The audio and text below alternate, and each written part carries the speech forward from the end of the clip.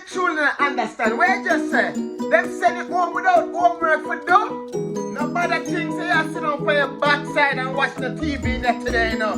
But just tell you right now, nobody thinks so. What kind of bandolo business the school down there run, eh? No, and some kind of bandolo business them are dealing with. They don't want to learn and revise the work when they're teaching them for the day. Bright and early Monday morning, I come down to the school with you come speak to the principal. Because this don't make no sense. No, by the hook or the crook, may I reach down 5 days now without no homework. You go to school, right?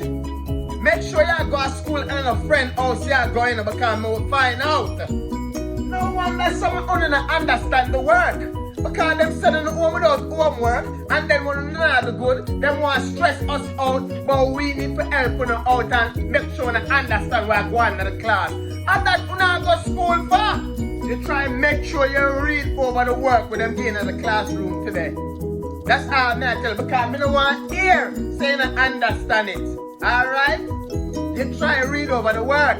Well, since you don't get no homework, you better start clean from right now so that Saturday morning you have a whole heap of work for do. Nobody look for me like that. Get up!